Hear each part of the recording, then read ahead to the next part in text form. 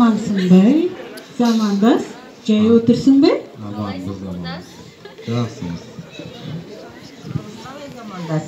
Шүкір, жақсы. Құрдастар-ау, сендерге бір жаңалық айтқым келіп жатыр. Менің кеше ғана немерем келіп қаладан.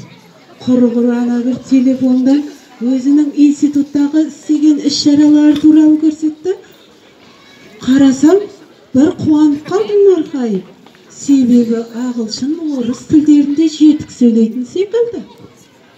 Әй, солай ма? Менің неберемде институтты бітіріп, Қытай, ағылшын, орыс тілін жетік меңгерген. Орыс тілінде беймарал сөйлейді. Менің де немерем солай шығар онда. Біздікі де осы жылы оқу орнын тәмамдайды. Ол баяғыша қарапайым, аңқылдап тұр. Саламатсыздар. Саламатсыз балашка. Уалейкум ассалам. Апа, нағап мені күтпедіңіз. Мен сонда зірядан-зіря барып, мына жарада гүл еттап қалдым ғой. Ой, шырағым, менде ми бар дейсің ба, ұмытып кеттім. Иә апа, менде. Ертең қалаға екеуміз бір темамен барып қайтатын едік, соған аз ғана мани керек болып тұр. Атышулар айтпаңыз да оқуға деп.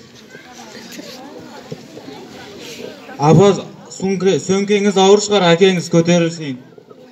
Өркенің өссін қарағым. Түк, бағанадан бері мақтаған ұлдарың осы ма? Орыстарға еліктейміз деп, қазақша екі сөздің басын құрай алмай тұр ғой. Ой, ятын-ай. Мұндай орыс тілін қосып, қазақ тіліне шуарлап сөйлеген ұлдарыңмен мақтанғанша ұялмадыңдар ма? Сендерге бір ғана талап еді, ана тілінде сөйлеу. Кезіндегі ата-бабаларың тіл үшін жанын берген жоқ беді. Маған тек қана мына күләштің ұлы ғана көңіліме қонды болды. Ай. Қап,